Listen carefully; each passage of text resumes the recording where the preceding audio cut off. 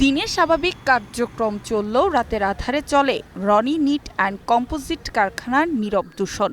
ঢাকা সিলেট মহাসড়কের পাশের খাল ভরাট হয়ে যাওয়ায় কারখানা কর্তৃপক্ষ এখন রাতের আধারে অপরিশোধিত বর্জ্য ফেলেছে পাশের এবি সোয়েটার কারখানার খামার ও ফসলি জমিতে।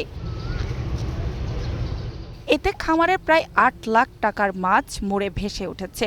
বিষাক্ত এই পানির দুর্গন্ধে রূপসী বরাবো ও খাদুন সহ আশেপাশের এলাকায় চর্মরোগ সহ বিভিন্ন পানিবাহিত রোগ ছড়িয়ে পড়েছে। ওইখানে ভিতরে যে গাছগাছালি গুলা বুনছে, সবজি টবজি গুলা ছিল, এগুলো সব মরে গেছে। আমাদের ড্রামের নষ্ট হচ্ছে এবং আমাদের চুলকানিও সমস্যা দেয়।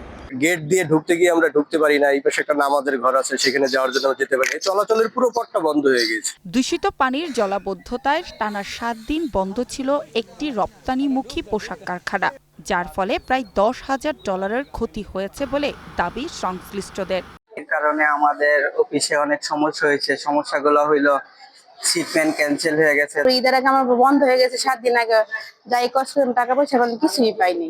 এবি সোয়েটার কারখানার কর্তৃপক্ষ জানিয়েছে পচা পানির গন্ধে কারখানার কর্মীরা চরম ভোগান্তিতে ভুগছেন।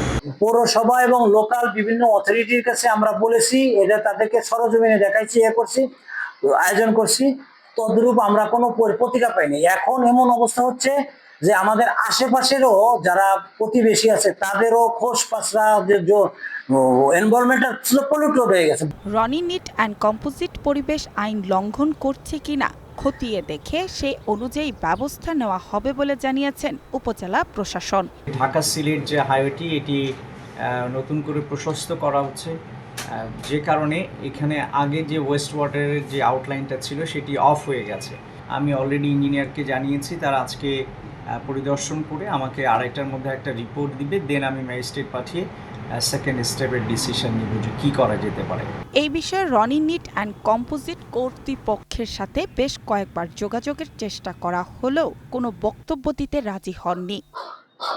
ফারহানা জামান, গ্রিন নিউজ ডেস্ক।